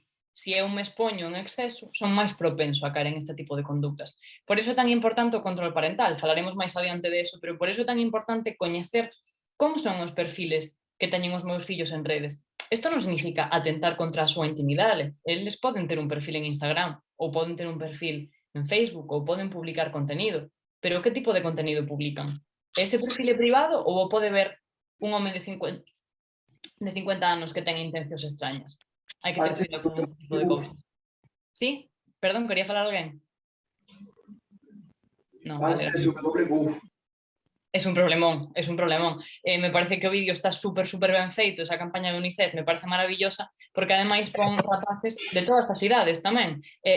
Empeza dicindolles datos moi sinxelos que aparentemente os pode saber calquera, pero despois chega un punto no que ven que realmente, ostras, que están moi expostos. De feito, o primeiro que din é te lo dijo mi madre, te lo dijo mi padre. E non se dan conta que son eles os que están xerando ese nivel de exposición. Por iso hai que ter en conta o tema dos perfiles privados. Falamos tamén de apostas, como conductas de risco online. As apostas online, a día de hoxe, as máis comuns, de feito, son as deportivas. Antes falábamos de tragaperras, de ludopatía, de a clásica imaxe de unha persona aí na máquina tragaperras, pero... Sí? Alguén que quere decir algo? Rebeca, no, hay un micro abierto, Vale. ¿vale? No sé si alguien de los que está en la sala tiene el micro abierto, por favor, si lo puede cerrar. Ahí, ahora. Vale, bien, gracias, Eva. Eso, que antes falábamos da ludopatía ou das persoas que sofren ludopatía, pues como a clásica imaxe de onde lla tragaperras aí no botón, no? Pero a día de hoxe as apostas, sobre todo entre os rapaces, obviamente non as fan no bar ás 5 da tarde dándolle un botón a ver si cae o premio, no? Sino que as fan a través de plataformas online, plataformas para apostar en carreiras de cans, plataformas para apostar en partidos de fútbol, porque lles mola o fútbol, e por que non van a apostar de fútbol, se manejan a mazo, no, de fútbol. Bueno, plataformas para apostar a todo tipo de cousas. Cal é o problema? Que para entrar en estas plataformas, punto número 1, teñen que ser maiores de idade. Entón xa, primeira mentira. Dan que sí, cando non son maiores de idade. E punto número 2, teñen que ter unha tarjeta de crédito. Teñen que ter uns datos bancarios. Un pai ou unha nai dalle a seu fillo os datos da súa tarxeta de crédito para apostar aos cabalos? Non creo. Pero a maioría dos rapaces aínda así acaban apostando. Como pasa isto? Como chegamos a ese punto? Outro problema que teñen as apostas é o do gasto compulsivo. Se eu empezo a asumir que podo gastarme 1 euro, 50 céntimos, 5 euros en unha aposta porque me mola o tenis e porque hoxe vou apostar que vai ganar Federer en vez de Nadal, non me importa gastarme outro día outros 5, porque total son 5 euros, son 3. Pero o que estou empezando a enseñarlle ao meu cerebro é que podo gastar simplemente porque sí. Podo facer un gasto compulsivo, que o diñeiro, como é diñeiro virtual, entre comillas, porque é unha tarxeta, non pesa tanto. O problema das apostas é que induce outro tipo de conductas compulsivas que son os microgastos tamén. Logo veremos nos videoxogos, pero hai moitos xogos online que dentro teñen unha tenda. Entón eu para o meu muñeco vou comprar outro traxe porque así vai subir de nivel. Me vou gastar €1, porque total solo é €1. Non, a ver, mamá, que solo é €1. A ver, papá, pero deixademe gastar €1 porque senón non paso de nivel. E outro. Hai algúns xogos que cando chegan a certo nivel xa non son free to play, é dicir, gratis. Xa son pay to win, é dicir, teño que pagar para poder chegar máis arriba e gañar. Agora que cheguei ao nivel 10, por Dios, que ten 12 niveles, deixademe pagar os €5 que me din porque así vou poder gañar, senón, canto tempo perdín? Entón entramos en unha dinámica de gasto e de compulsividade que ao mellor empezou con 50 céntimos en unha apuesta a un partido de fútbol, porque estaba cos meus amigos. Ou igual empezou en 20 céntimos por unha pistola para o videoxogo. E chegou a un punto no que xa necesito gastarme €10 para subir de nivel. Obviamente todo isto repercute moito nas relacións, xa non só filoparentais que pon aí, senón tamén cos meus compañeiros, tamén cos demais, coa xente na escola, con todo o mundo. Comezan as mentiras, porque se non me deixas a tarxeta, pois vouche a coller. Porque total, si son €5, e se ti non te das conta de que os €5 non son nada, tes un problema. Aí é cando vemos tamén esa diferencia de perspectivas, no? O que para ti é un problema, para eles igual non. Que pasa coas apuestas? Xa o día o titular, un 10% dos adolescentes menores de 18 anos gasta diñeiro en apostas online. Voltamos. Primeiro, tiveron que decir que son maiores de idade, o cual xa é un problema porque se están expoñendo a un contido que non está preparado para eles. E segundo, teñen acceso a unha tarxeta de crédito dun dos seus pais ou de algún adulto. Menores de 18 anos. Si buscamos en Google apuestas online ou ludopatía, lle damos a noticias, sale todo isto. Fai 6 días, fai 13 horas, fai un día, alertan de que os menores cada vez apostan máis, incluso presencialmente. Ollo, nos salóns de xogo non poden entrar menores, pero moitas veces fan a vista gorda e os deixan pasar, non piden o DNI. Outro problema, igual que cando eu lle dou o botón de máis de 18, xa me deixan ver todo. Hai unha serie de campañas que están empezando a lanzar agora, incluso dende os equipos deportivos, porque efectivamente é un problema que os rapaces teñan este tipo de conductas. Lanza ao aire, por que teñen acceso os menores a este tipo de aplicacións? Porque eu non controlo si se están descargando unha aplicación de Luquia ou de Codere ou de Slot para poder apostar. Como teñen datos bancarios? Rapaces menores de 18 anos. Onde ven esas conductas? Cando se normalizan? Preguntas ao aire. Falamos da ludopatía como unha adicción comportamental. Vale, funciona igual que a adicción ás sustancias, pero sin a sustancia. Por que? Porque no noso corpo pasan as mesmas cousas. Hai unha tolerancia. Cada vez necesito xogar máis diñeiro para sentirme ben. Hai unha abstinencia. Se non xogo, me sinto mal. Vale?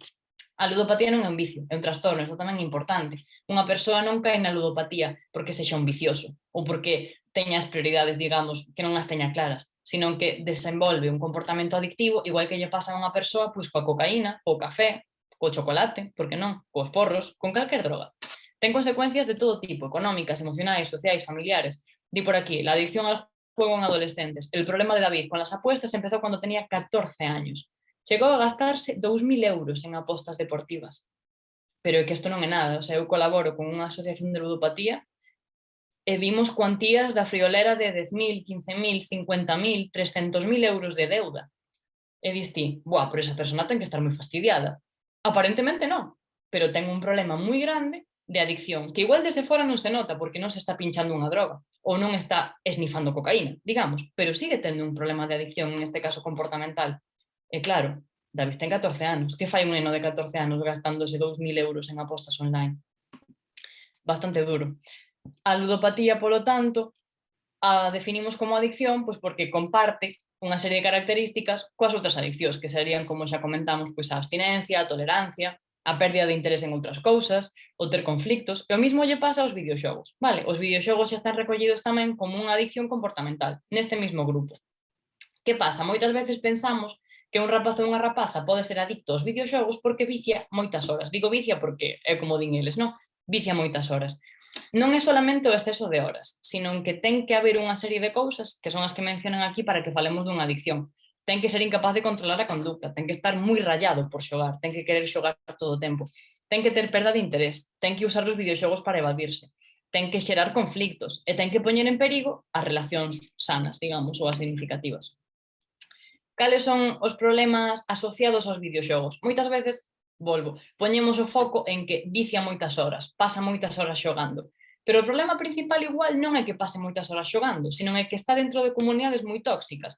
Os videoxogos, non sei se coñecedes moitos videoxogos, pero hai algúns que teñen comunidades, é dicir, xente que xoga, hipertóxicas. Por exemplo, o Fortnite é un videoxogo que contén un chat no que ti podes falar e aí entra xente de absolutamente todo o mundo. Ademais, son partidas moi cortas en donde se din absolutamente de todo. De todo menos bonito. O sea, de todo menos bonito. Eso que chamamos as comunidades tóxicas.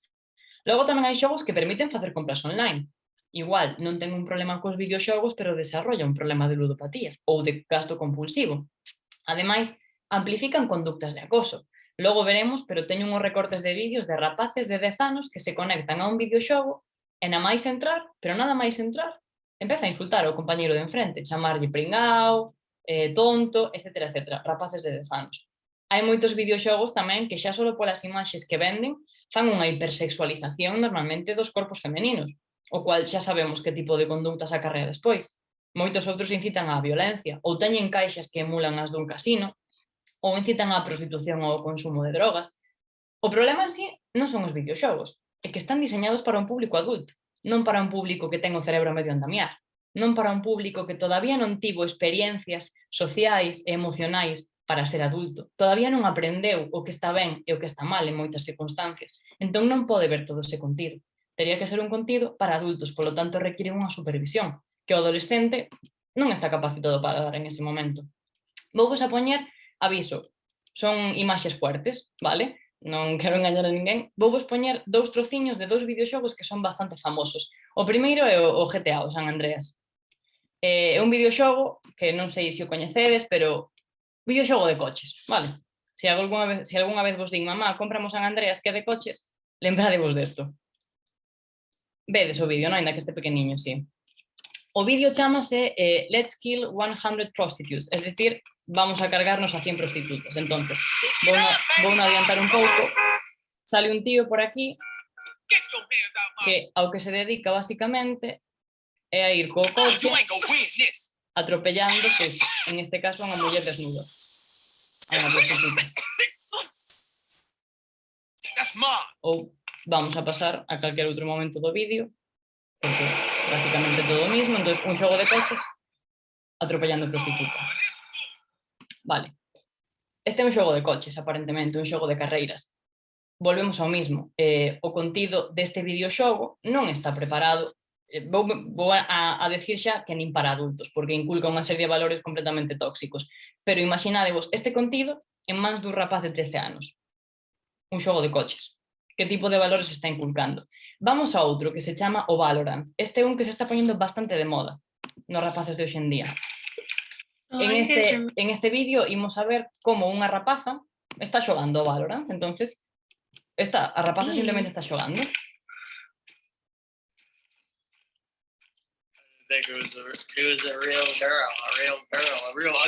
Vale, entonces aí os chicos que están xogando con ela basicamente empezan a decir seguro que es una chica fea, seguro que tiene el culo gordo, obviamente chamanlle puta, ok, vale. Entón a rapaza sigue intentando xogar normal, entonces eles pues empezan a decirlle, oye, ¿por qué no tenemos una cita? ¿Por qué no pones la cámara? ¿Por qué no nos vemos? Etcétera, etcétera, etcétera. É dicir, aparentemente o Valorant é un xogo de fantasía, un xogo para facer misións. Que tipo de valores se están inculcando en esta comunidade?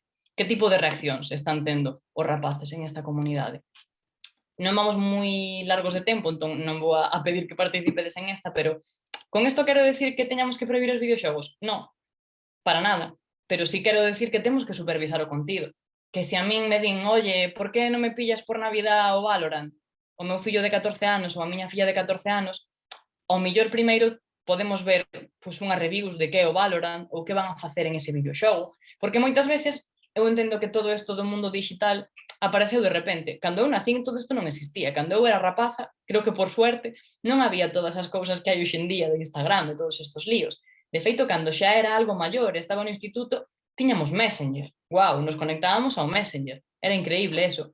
Pero hoxe en día as cousas van moito máis rápido, entonces, aínda que ás veces parezca que non, é importante que nos poñamos ao día e que saibamos que pasa na rede, que están vendo, con quen están falando, cales son os seus modelos. Falando de modelos, vou vos poñer un vídeo, aviso, tamén é fuerte, vale, de un youtuber, tiktoker, que ten, o pon por aí, máis de 25 millóns de seguidores, vale, dos cuales o 80% son adolescentes e rapaces menores de edad.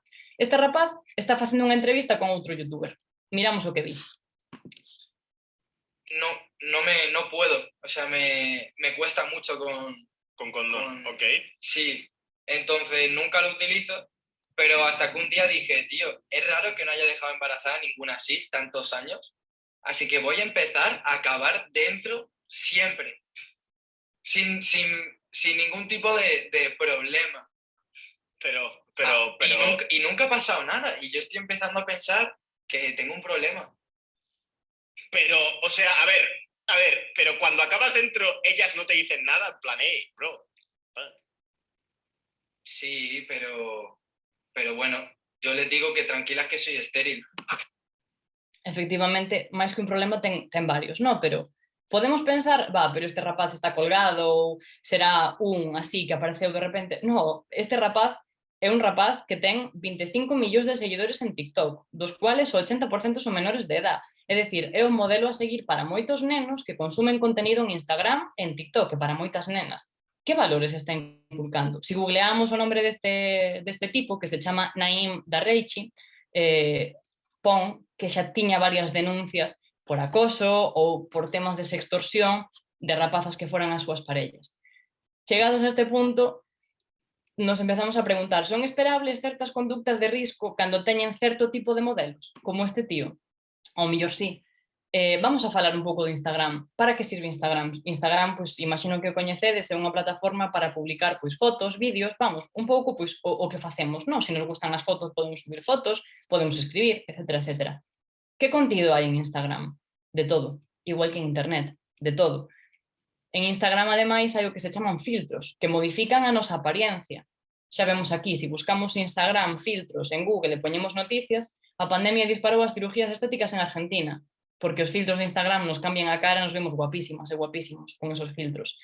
Como de tóxicos poden ser estas imaxes que non son reais realmente do que é a beleza? Como afecta esta toxicidade e todo o que ven en Instagram aos adolescentes? Vamos a recordar que está o cerebro a medio andamiar, que non viviron todo o que teñen que vivir para decir si isto está ben ou isto non está ben. Esta imaxe que vemos aquí é de un reto que se fixo bastante famoso vamos a decir na pandemia, en 2020, na primeira cuarentena. Este reto consistía en que non estabas o suficientemente delgadas e a túa cintura non cabía en un folio verticalmente. Vale, e se fixo moi coñecido. Moitas rapazas compartiron no seu perfil de Instagram este reto, porque tiñan que estar o suficientemente delgadas para caber en este folio. Que pasa? Obviamente, a autoestima, a construcción que están facendo os adolescentes da súa personalidade, do seu eu, se ve completamente destruída, completamente atacada con este tipo de contidos. Si xa bastante difícil é salir airoso da adolescencia sin levar ningunha leche polo medio, porque é unha etapa complicada de moitos cambios, se ainda encima creemos que o normal é isto, que o lógico é isto, aí sí que nos metemos en un problema. E aí sí que falamos de conductas de risco para a nosa autoestima, de risco para a nosa saúde mental, porque o que vemos na rede non sempre é o correcto. Cales son entón as sinais de alerta? Vamos a falar de 3 tipos, vale? Xa queda pouquiño. De comportamentais, de físicos e de psicolóxico-emocionais e sociais. Destos 3 bloques. Unha sinal de alerta comportamental pode ser ese illamento ou esa agresividade. Ou os cambios drásticos nos hábitos de aseo ou de alimentación. Se de repente digo, é que non quero comer pasta, é que non me gusta a pasta. Raro, non? Se o teu plato favorito eran os espagueti boloñesa ou a lasaña, que raro que de repente non queiras comer pasta. Ou de repente, pois vemos que igual empezamos a ver que o noso fillo ou a nosa filla fuma, ou bebe en exceso. É normal, non é normal? Se debe a un problema detrás? Hai uns cambios de alimentación porque ao mellor estou vendo en Instagram que teño que pesar 40 kilos e eu peso 50. Tamén pode haber unhas sinais de alerta que son máis físicas, vale? Que derivadas das comportamentais moitas veces son ese aumento ou esa perda de peso ou esos cambios drásticos en apariencia ou incluso os cortes ou as autolesións. Na adolescencia é na etapa na que máis aparecen o que serían as autolesións, sobre todo nos brazos, vale? Entón, unha señal de alerta xa bastante grande é ver ese tipo de cortes ou ese tipo de autolesións. E outras señais de alerta son as psicolóxicas, emocionais e sociais, vale? Cando os vemos como disociados ou ausentes. En ese caso, algo está sucedendo. Pode non ser todo o grave que parece, pero algo está sucedendo. Entonces, como mínimo, vamos a intentar preguntar. Vemos cambios repentinos de grupo de amigos. Igual está en unha situación de acoso. Vemos que solamente socializa online. Igual é que está en unha situación de acoso no colexio, ou que ten dificultades para socializar cos compañeiros, ou que ten un problema cos videoxogos. Vemos problemas para concentrarse. Moitas veces as dificultades de concentración, de memoria, de atención, veñen de dificultades emocionais. Vemos discusións frecuentes, xa non somente por estar na do pavo, sino en discusións frecuentes. Que sinais de alerta nos poden dar eles? Porque moitas veces as que vimos ata agora as temos que interpretarnos ou temos que fixarnos a ver se están. Pero hai outras que nos poden dar eles, que son frases en relación a que se sinten solos ou abandonados, aínda que sexa un momento de cabreo. Ou que, pois que non se teñen moi boa estima. Frases como suspendí, total, se es que ya sabes que non valgo para estudiar, por exemplo. Ou sensación de que molesta, de normal que no quieras venir conmigo a no sé dónde, siempre molesto. Ou dificultades para relacionarse cos iguais que nos las transmiten tal que es que mis compañeros son todos tontos. Es que en mi clase está llena de gilipollas, con perdón. Igual o que radica en eso é pues, unha situación de acoso ou unhas dificultades para relacionarme cos demais ou unha autoestima moi baixa. Reaccións de culpa con locus de control interno ou externo. Que quere dicir isto? Cando todos os demais son malos e eu son boa, ou eu son malísima e todos os demais son bons. Normalmente, cando hai unha reacción de culpa, xa sexa culpando aos de fora ou a min mesmo, é porque temos un problema, vale? Porque seguramente hai algunha conducta de risco, hai algunha dificultade, xa sexa emocional, social, do tipo que sexa, pero temos un problema. Ou, mismo, o que decíamos, as reaccións de cinismo, de todos son malos, incluso utilizando así como a ironía, vale? Estos son sinais que eles ás veces nos transmiten, pero que igual nos non tomamos demasiado en serio, porque decimos, está na edad do pavo, que clásico de que diga que todos son malos. Bueno, depende de como o diga, en que contexto o diga, pois ao mellor é unha sinal de alerta. As claves. Normalmente para os problemas, xa vimos antes, non existe unha causa única, os problemas son cousas que hai que mirar desde varias perspectivas, porque pode haber factores sociais, como os compañeiros, factores persoais, como a autoestima, emocionais, como ter unha época difícil, ao mellor pola perda dun ser querido, factores familiares, como pode ser un cambio de casa, unha separación, un duelo, factores académicos, igual se me está facendo moito este curso, pero non lle pido axuda a meus pais porque sei que están moi ocupados, ou non digo se me levan a clases porque sei que últimamente estamos cortos de diñeiro na casa, entón non quero ser unha carga. Dificultades ou factores tamén a nivel sexual, é un cambio moi grande a nivel hormonal, todo o que viven, é unha etapa na que a súa sexualidade pues, empeza a florecer, entón todas estas cousas poden estar influenciando algún tipo de problema. Tamén hai factores físicos, hai factores de todo tipo. Por eso hai que entender que as persoas pues, somos como sistemas, e que estos sistemas están dentro de outros sistemas. As persoas estamos en familia, estamos en escolas, estamos en cidades. O que pasa é que cada sistema non está illado, sino que pois, se afectan entre sí. Están, digamos, relacionados. Que é o que temos que facer? Pois un bon análisis do problema e, por suposto, pedir axuda. Se creemos que hai algunha conducta de risco visible, se creemos que hai algunha sinal de todas as que vimos que pode estar supoñendo unha dificultad, que pode estar pasando por algún mal momento, hai que pedir axuda a un profesional. Sempre haberá perspectivas distintas para o mesmo problema. A túa, a de seu irmá, a do rapaz.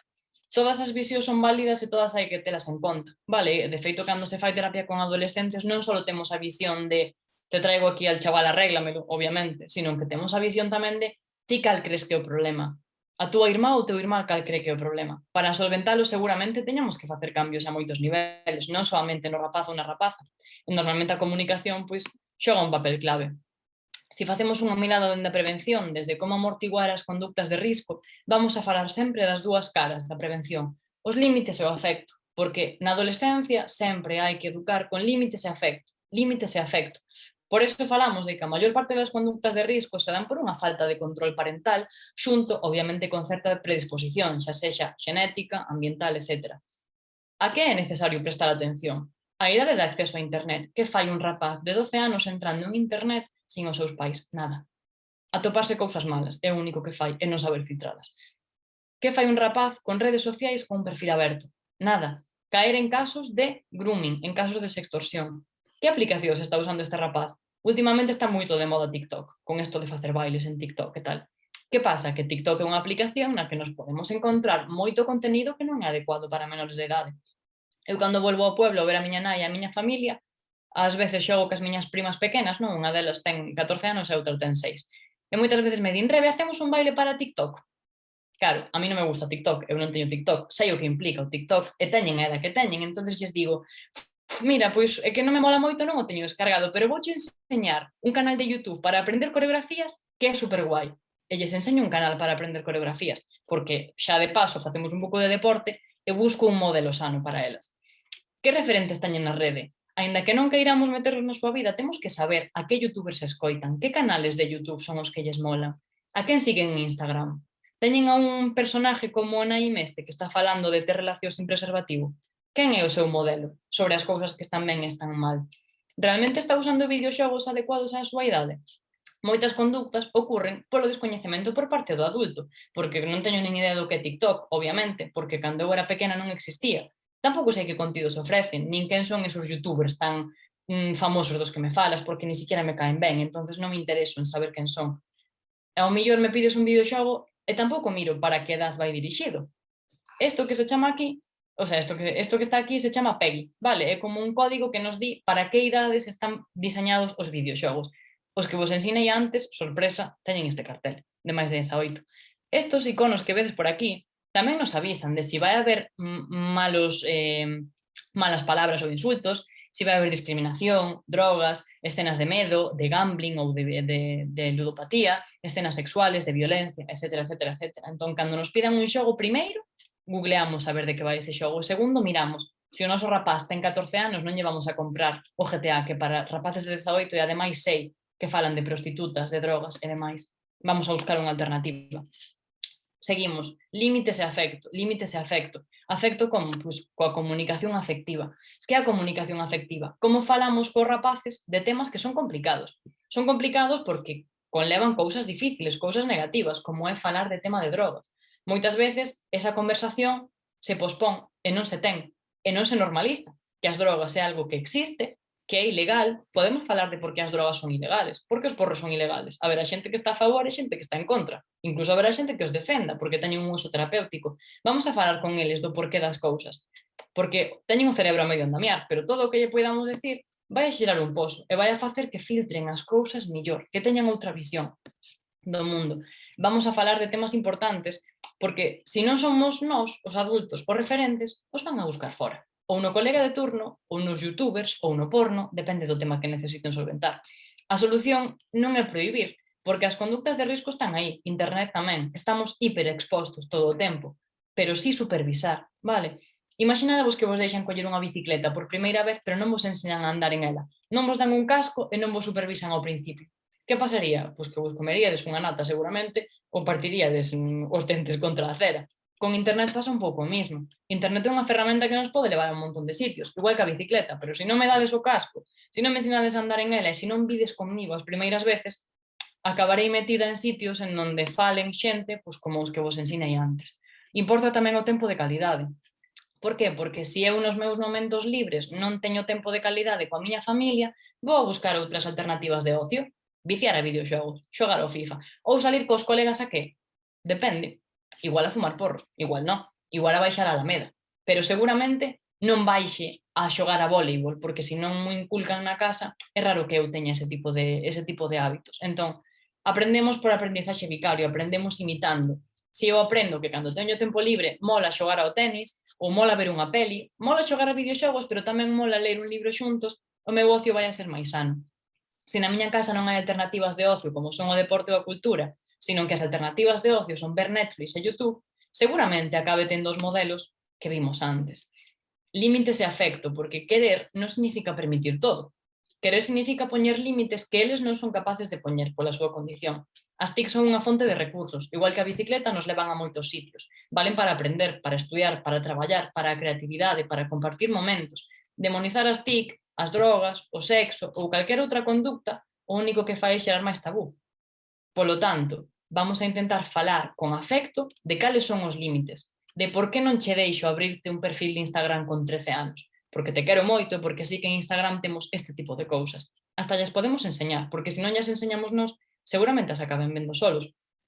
Importante non dar señais contradictorias, porque se eu, mamá, che digo que non podes xogar a videoxogos durante 4 horas, pero logo papá che di que sí, ou ao revés, ou a vos sí que che deixa, pero eu non, temos os límites difusos. Entón, non temos a autoridade suficiente para poñer esos límites despois.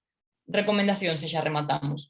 Si queredes, logo vos paso esta imaxe. Traigo por aquí uns libros que a min me gustan moito, de feito, cando facía terapia con adolescentes, normalmente o recomendaba. O primeiro sempre o recomendaba para os rapaces, como lectura para eles. É un libro que se chama Invisible, vale? Fala un pouco de como ás veces nos sentimos invisibles e non nos gusta, non nos mola nada. De feito, o protagonista ten o superpoder de ser invisible, o que pasa é que non o controla, vale? Entón, esta lectura está moi chula para rapaces e para rapazas, porque é un pouco para que se sintan identificados. Logo, outro que me gusta bastante é o do cerebro adolescente, que fai un pouco pois, o que fixen eu antes falándovos do conductor do autobús, do andamiaxe e demais, pero en plan máis pro, digamos, e con máis tempo. Outro que se chama Tormenta Cerebral, que está moi centrado nas fortalezas que ten a etapa adolescente e como potenciar cousas positivas durante esos anos, vale? E outro que se chama Pero que te pasa? Que é o de Lola Álvarez, que este é un pouco máis de como educar en positivo, etcétera, etcétera, vale? Un pouco as claves de falar en positivo pois cos adolescentes. E hasta aquí.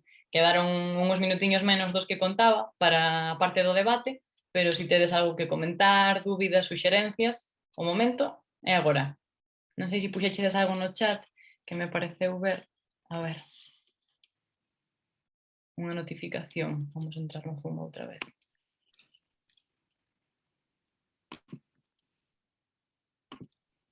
Tedes algunha cousiña que comentar? Sí. Comenta Rita que la leo de Invisible e que lle gustou. Sí, ese está moi chulo. Aparte, bueno, eu recomendei sempre para rapaces e para rapazas, sobre todo cando hai algún caso así pues, de dificultades cos compañeiros e tal, pero creo que como adultos tamén mola moito a lectura, o sea, ten aprendizaxes moi bons. Din por aquí, penso que é demasiado dado acceder tanto a pornografía como ao xogo virtual e as apostas, incluso o alcohol e o tabaco, pero claro, interesa que sexa, hai intereses económicos. Moitas veces o problema está na sociedade adulta. Completamente. De feito, na asociación na que se traballa con persoas ludópatas, na que estou, moitas veces o problema é que a sociedade te incita a ese tipo de conductas. E che ven publicidade por todos sitios. Os casinos aparecen como sitios hiperchulos. E apostar aparece como algo bastante normal, hasta se ve a deportistas, non, facendo anuncios dese tipo de conductas. Entón, sí, se normaliza no mundo adulto, claro, un adulto ao mellor pode ter máis filtro, pero un neno non. Entón, cando chega un neno ou un adolescente, aí é cando falamos de conductas de risco que derivan en un problema. Non sei se tedes algunha cousiña máis. Aí está o problema, non se trata de censurar, pero ese xogo dos coches sai ao mercado como se nada, o caso de vender. Sí, obviamente aos que venden os videoxogos, ás casas de apuestas, lle está igual que un rapaz teña actitudes machistas ou que acabe en conductas de drogadicción ou que este en unha situación de acoso ou que se lle inculquen valores X ou valores B. Ao final, por duro que sone, é algo co que temos que loitar, pero algo que está aí. O sea, as casas de apuestas van a seguir tendo diñeiro para vender publicidade en pro da ludopatía, as casas dos videoxogos van a seguir tendo diñeiro para facer ese tipo de xogos. Sí que é verdade que hai alternativas, agora saen moitos xogos tamén que son máis educativos, pero o GTA hasta fai nada era top 3 de ventas, así que, que máis? Ocio nocturno incluso permiten entrada a menores, sí. Sí, realmente os adultos moitas veces facemos esa difusión de responsabilidade, no? De se está na discoteca, será porque seus pais lle deixan salir hasta as tantas, que non lle deixen. Entón na discoteca non miran o DNI, ou lles venden alcohol a menores de idade, ou os deixan entrar en salos de xogo, eu iso tamén o vin. Pero, ao final, hai moitas cousas que non podemos controlar. Por eso, igual é importante tamén pensar, bueno, si polo menos podo xa non controlar, pero supervisar que teñas perfiles de redes sociales pechados, que non accedas a falar con descoñecidos en redes sociales, que ao millor TikTok non é a rede social máis educativa. Ou igual, de vez en cando, preguntarlle, oye, pero quen era ese youtuber que falaba aí no salón cando estabas co ordenador, que moito berreaba, ou que cousas di? Ese tipo a que se dedica ou de que fala? Para que nos conte tamén un pouco. Igual nos sorprendemos, é unha persona maravillosa ese youtuber, pode ser, ás veces tamén son modelos moi positivos, pero se podemos averiguar que é un modelo pois como o tipo este que vos puxen antes, pois igual o detectamos a tempo e lo despois non acabamos en unha situación peor. Rebeca, una pregunta. Dime. Bueno, yo tengo muy en cuenta siempre el tema de la calificación, ¿no?, que hacen de los videojuegos a la hora de jugar, ¿no? Y el Fortnite pues ha sido la petición de mi hijo durante mucho tiempo antes de tener la edad estipulada, ¿no? Y siempre recibía la misma respuesta. Una pregunta, quizás a la hora de ver las películas, porque es otra pelea constante, ¿no? También las películas tienen marcadas unas ciertas edades, ¿no? Y entonces, pues de repente estás buscando una película, mamá, esa que tiene muy buena pinta, ¿no? Y pues pone para mayores de 16, ¿no? Y entonces le digo, mira, cariño, para mayores, oh, mamá, pero si es que salen tiros y no sé qué, pero si yo ya sé que eso es mentira, ¿no? Yo ya sé que eso es una película y que no es real. Y lo mismo pasa pues con el GTA, mamá, si yo sé que todo esto es un juego, que la vida real no tal, no sé qué, no sé cuánto, ¿no? Claro, y al final viene la coletilla de siempre, que seguro que alguna mamá la escucha también, de, pues mis amigos lo ven, pues mis amigos ya llevan jugando a esto, no sé qué, ¿no? La coletilla esa. Y no voy a ser yo menos. Y todos tenemos que... Exactamente, ¿no? Que claro, que necesitas muchas veces ser muy firme, ¿no? Esa firmeza de la que tú hablabas, ¿no? A lo que me refiero es que a lo mejor podemos, sin darnos cuentas, ¿no? A veces las familias a la hora de escoger una simple película, ¿no? Y permitimos que vea una película que pone para 16 y tiene 13, de alguna manera luego ellos van a asociar eso también a los videojuegos. Oh, mamá, pues me ha dejado ver esta película que era para 16 y ahora no me vas a dejar jugar al GTA que es para 18, si total son 2 años solo, ¿no? No sé si de alguna manera lo podríamos relacionar o no, porque a veces no damos la misma importancia a una cosa y a otra, pero al final son comportamientos igualmente que no estamos teniendo... Y que no sé si es correcto, pero yo le intento explicar siempre a mi hijo que eso lo hacen personas expertas, que saben que su cerebro no está preparado, aunque crean y sepan que es mentira, que su cerebro no está preparado para eso, ¿no? Evidentemente le entra por aquí, le sale por aquí, sale por allí. Que dijera que sí, pero que le dijera lo puedes ver, claro. Digo, pero quiero decir, debemos fijarnos también en eso de la televisión. Sí. Eu creo que é interesante pensarlo así porque ao final escenas de violencia, escenas de abuso, escenas que inculcan X valores tamén as podemos ver na tele. Entón, que eles vexan ese tipo de películas, aínda que sexa na vosa presencia, ao final sí que está dando ese mensaxe de bueno, aquí acaba de haber tiros ou acaba de haber unha escena de unha violación, pero non pasa nada porque sabes que é unha peli. E despois a eles lles dá o argumento para discutir de, pero si la peli la pude ver, por que al videojuego non puedo jugar? A diferencia entre unha cousa e a outra é que realmente no videoxogo eles son parte activa, é dicir, ti o cine o estás consumindo de maneira pasiva, vale? Estás vendo unha imaxe que sí pode calar en ti porque hai unha escena de violencia, entonces che pode inculcar unha serie de valores, pero non o vives de maneira activa. No videoxogo ti estás xogando a matar prostitutas, ou ti estás xogando a comprar cocaína no caso do GTA, ou ti estás xogando a pegar tiros. Entonces, non é o mismo velo de maneira pasiva que vivencialo en primeira persoa. Por eso, sí que se pode comparar, e de feito, se ti non lle permite xogar un videoxogo que pon para maiores de 18, tampouco debería haber unha película que pon para maiores de 18, porque ao final a clasificación é a mesma, pero a maneira de vivilo é distinta, porque en unha cala máis, no videoxogo cala máis, porque ao final eres ti o que se empodera no videoxogo e o que pasa de nivel se te cargas a dúas muchachas que pasan por dentro do coche, sabes? No GTA che dan puntos se matas a prostitutas. Entonces, é que é moi fuerte, o sea, a primeira vez que vin os vídeos do GTA, porque nunca xoguei a él, o sea, así como outros xogos como o FIFA ou outros xogos, sí que xoguei a ese, no, dixen, wow, o sea, como é posible? Meu irmá xogaba, sabes? Eu dixen, como é posible? Entonces, eso, non se vivencia da mesma maneira. E logo outra cousa, o GTA, por exemplo, sí que é un videoxogo dos clásicos de PlayStation, de disco, etc. Pero a día de hoxe a maior parte dos xogos aos que xogan son xogos online, son xogos no ordenador, que teñen chats de vídeo e teñen chat de voz. Entón, o máis preocupante moitas veces non é o contenido, sino ao que se están expoñendo con outras comunidades, porque hai persoas de todas as partes do mundo, de todas as edades, con todo tipo de conversacións. Entón, que fai un señor de Alemania berreando porque perdeu con un rapaz de 12 anos? Nada. non fai nada. Ou que tipo de dinámicas se xeran nos xogos cando entra unha rapaza a xogar? Moitas veces dinámicas pois de violencia ou dinámicas machistas. Entonces, ademais do contido, hai que ter en conta que teñen acceso a un chat de voz ou un chat de vídeo que aumenta esa exposición moitisísimo. E iso moitas veces é moito máis peligroso. Non é o mismo que eu vexa en unha película, como ben dixeche, que podo entender que é o mundo ficticio, etcétera, que pegan un tiro, a que eu, todos os días, me conecta a un chat, como é o do Fortnite, ou un chat, como é o do Valorant, en donde hai insultos, en donde hai situacións de violencia, porque eu normalizo. Porque iso sí que é a miña vida real, xa non é unha película, é a miña vida real. E se eu aprendo que se me conecto ali é normal escoitar insultos, escoitar berridos, escoitar reaccións de reventar o teclado, reaccións de ira porque perdín, ao final asumo que se eu o fago non pisa nada. Porque a diferencia das películas que pasan na pantalla, eso sí que é a miña vida real. De feito, co tema dos videoxogos, ojalá que non, pero a tendencia é que cada vez hai máis dificultade tamén para diferenciar que está pasando na vida real e que non está pasando na vida real. A min fai uns cuantos anos, cando estudiei o máster de Psicología Clínica, un profesor nos dixo que aí polo 2050 a segunda profesión máis buscada de todas iba a ser a do psicólogo que fora capaz de discernir vida real de vida virtual e de tratar ese tipo de problemas.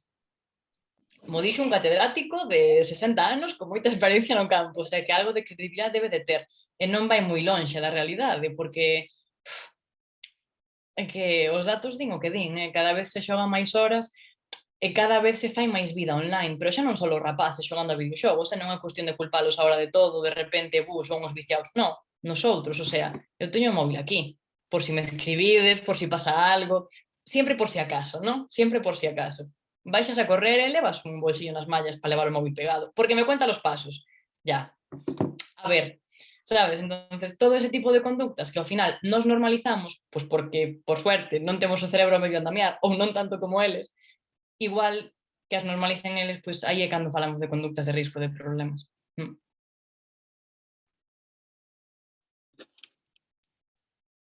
Non sei se respondín a pregunta das películas ao final ou se me enrollei moito, pero...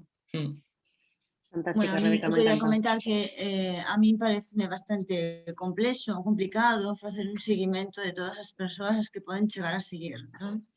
Desde youtubers, desde streamers, desde influencers, tiktokers, bueno, me parece que eu non vou ser capaz de facer un seguimento de todas as persoas que poden ver nin saber, nin discernir se iso é unha boa influencia ou non, non? A veces sí que coincide que pode estar escoitando algo e eu tamén o escoito ou o vexo, pero ao final teñen tanta variedade e é tan fácil acceder a calquera persona que suba un directo por internet ou calquera vídeo que é bastante complexo, creo, non? Sí. E logo, claro, sempre nos queda o papel de, bueno, vamos a educar, que hai cosas que están ben, tal, pero como eles non teñen esa mesma percepción que temos nós, a veces está dicindo, mira, esos comentarios que fan non están ben, poden ser humillantes ou son agresivos, e eles non o perciben igual, non? É como, bueno, é de broma, estaba bromeando, non pasa nada. E, bueno, para min é un tema complexo, é o tema de internet, non? E cando son máis pequenos e podes ter un control parental, non? Bueno, pois podes controlas desde aí a ver a que accede, non? Porque teñen que pedir permiso a ti, non? Para poder acceder a determinados contidos. Pero a partir de determinada idade xa non hai tampouco control parental, vale? Xa se supón que teñen que ser esos que definen que contidos queren ver. Entón, bueno, creo que é bastante complicado para... É moi complicado, o sea, si xa moitas veces se nos fai complicado a nós tamén como adultos, pois buscar esos referentes ou filtrar o contido. Eu non sei se vos pasa, pero a mí moitas veces me pasa que ao final me paso 20 minutos pampeando, igual o único que fixen foi ler noticias que nin siquiera leín, pero que as vin en bucle. Non, pois un pouco o mesmo. O tema é que é un traballo que hai que facer, pois como diste, desde o principio, porque se eu, desde que empezo a usar internet, entendo que ten cousas boas, pero tamén me enseñan que ten cousas malas, ou se ao principio, aínda que me fastidie, me controlan pois con estas aplicacións que non che permiten entrar en X páxinas, etcétera, etcétera, cando cheguen os 16, xa adquirín esa parte desa visión que igual eu non tiña, pero que mamá, papá, miña irmá, meu avó, quen sexa, sí que me inculcou. Se agora con 17 ou 16 e decimos, a ver, a que youtuber sigues? Cuéntame. Igual che din, jaja, a ti que te importa? Sabes? Entonces, é moi complexo, non hai varitas máxicas, e ao final tamén é verdad que cada día sacan cousas novas, entonces fai 10 anos era 20, agora é Instagram, cos filtros de Instagram, pero que dentro de 10 anos será Facebook co metaverso e a realidade virtual, cousas que ni siquiera podemos chegar a imaginar, entonces é importante poñerse canto antes na perspectiva de as TIC, internet, todo isto veu para quedarse, e aínda que nos dé pereza e digamos, é un mundo moi complejo, como mínimo, pois, si saber que tipo de aplicacións utilizan, eu creo que é interesante, porque ao final non é o mesmo usar TikTok, eu é que personalmente lle teño moita hincha a TikTok, entonces non podo decir cousas boas de TikTok, non é o mismo eso, usar TikTok que pois o WhatsApp para falar cos compañeiros, ou non é o mismo usar Instagram para ver contas de vídeos de cociña, porque a meu rapaz ou a miña rapaza lle mola cociñar, que seguir outro tipo de contas que incitan X tipo de comportamientos, como eran as da anorexia, etc. Pero bueno, polo menos o de saber que tipo de aplicacións se usan, eu creo que sí que é un punto interesante. Logo xa, se nos contan todos os youtubers que siguen, igual nos aburren. No, a mí polo menos me pasaría de decir, xa me sei un par deles, non dixeche ningún dos malos, malo será, non? Pero bueno, é complicado, é complicado. É moi fácil desa teoría, pero no día a día é difícil.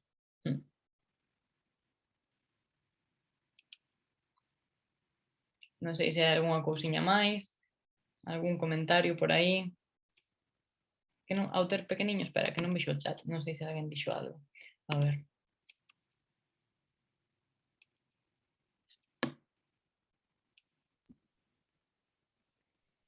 Sí, o teléfono.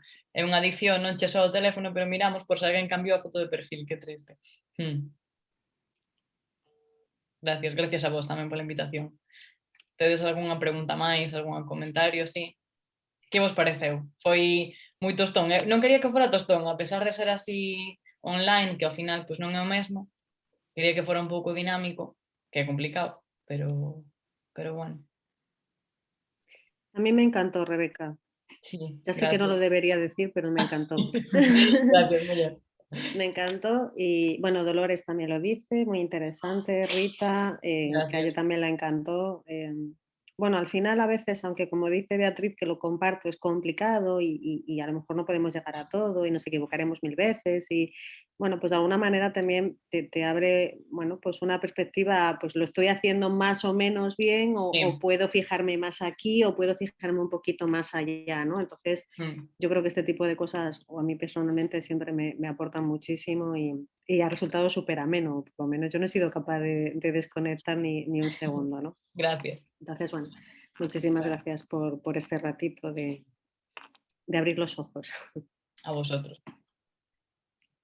Dice Rita, por favor, que siga habiendo estas charlas e que lleguen a mayor parte posible de los adultos que tienen fillos e fillas en estas edades. Rita, como no obligues tú a las mamás y a los papás a anotarse, no, yo creo que Beatriz y el resto de compañeras de Lampa no pueden hacer más de lo que ya hacen. Entonces... Moi guai.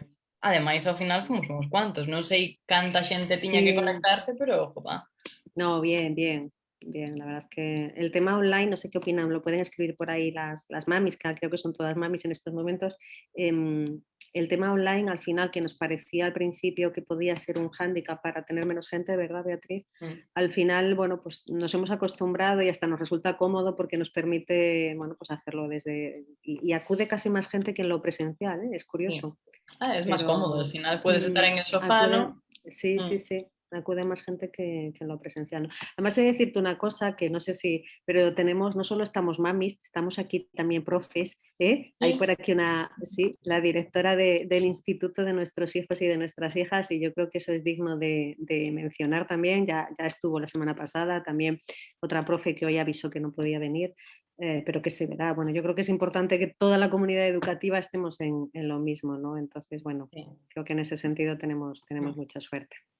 Al final nos afecta a todos, o sea, es algo que nos afecta a todos. De feito, coa iniciativa de Cóidome, a quen iban dirixidas este tipo de charlas, cambiábamos bastante a linguaxe, pero era os rapaces, Era os rapaces, de non vimos aquí a darvos a chapa sobre las drogas son malas, pero sí vimos a falar de, a ver, igual hai algo que non estades vendo, e a información moitas veces salva de moito. Entón, todo este tipo de información, sexa un rapaz, un profe, pai, da igual o rol, da igual a idade, a prevención se fai informando, porque cando non sabemos as cousas, pois acabamos metidos en líos, moitas veces, por descoñecemento a maior parte das veces.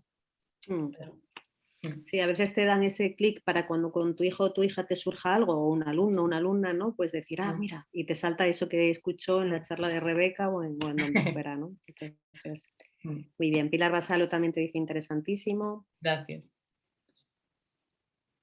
Ay, sí, ahora sí que ¿Ves a Rita? Sí, se agradecería máis representación de papás. Estoy de acuerdo. Sí, sí. De feito, os exemplos xa intentei que foran un pouco de decir mamá e papá, pero ao final me salía sempre escribir mamá, sabes? Decir exemplo para mamá. Pero bueno, pouco a pouco tamén, a ver. Sí.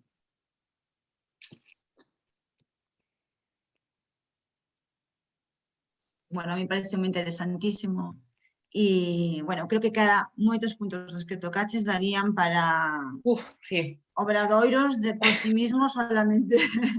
Costoume condensalo, de feito, sí. Pero bueno. Sí, pero bueno, polo menos quedamos con esas ideas máis importantes que, bueno, que nos aclaran moito, non? E nos axudan tamén a entender mellor en pois a situación na que isto toca vivir aos nosos adolescentes neste momento, non? Que non é o mesmo que vivimos nós. Total. Cando éramos adolescentes. Así que, por esa parte, bueno, creo que salimos gañando con este tipo de intervencións como a túa. Sí, sí que é verdade que daría para falar xa solo de cada unha das conductas de risco, para falar de datos, pronóstico, etcétera, daría para tropecentas horas, pero eu creo que ás veces é máis importante contextualizar as cousas para entendelas que dar a chapa sobre un tema durante 2 horas, porque é que vos podería dar 1000 datos sobre temas de sexting, contacto con descoñecidos e de todo, pero igual é importante empezar falando de que é a normalidade, non? Ou de que son esos cambios, ou de por que suceden, para despois entender por que unha conducta, que para nós non é un risco, para eles sí. Entón, aínda que o título do obradoiro fora o de conductas de risco e como detectalas, sí que me parecía importante poñelo en contexto. Eso, que é normal, que non é normal, cando hai un problema, todo ese tipo de cousas. Que as damos por sentadas moitas veces, e ese dalas por sentadas suele ser a raíz do problema, non? Pero... Sí, gracias á organización, tanto a AMPA como a EVA, e máis a Eva e a Eva, si, as dúas Evas. Estaba dudando ahora si as dúas Evas.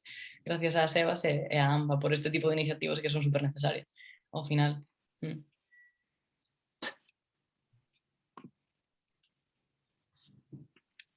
Bea, pues cuando tú valores... Sí. No hay más preguntas, nadie más quiere preguntar. Mirar que no tenemos una Rebeca todos los días en nuestra vida, ¿eh? Esto... ¿No? Bueno, de todos modos, si alguien tiene alguna consulta o lo que sea y nos la hace llegar a Lampa, pues Claro. se te podría trasladar en algún Sí, momento, Rebeca, para una sin consulta duda. puntual. O... Igual que si queréis las referencias de los libros, os paso también una captura de esa diapositiva. He hecho yo una captura, Vale, con lo cual genial. si Bea lo considera, la podemos compartir por el grupo y la grabación, ¿no, Beatriz? La grabación, tenemos grabación de la sesión y se comparte para aquellas familias que no han podido asistir y quieran lo puedan ver, ¿no? O sea que intentamos llegar a esos papás que dice Rita de todas las maneras posibles, ¿no? Mamás y papás de todas las maneras posibles. Genial. Entonces, bueno. Genial. Pues muchas gracias. Un Pues, placer. Gracias a ti. Pues por nuestra parte es todo, Rebeca. A descansar Pues me desconecto y que tengáis una buena noche entonces. Y a seguir haciendo esa labor maravillosa con los adolescentes. Gracias por la confianza y por el tiempo. A ti. Chao. Muchas gracias. Chao.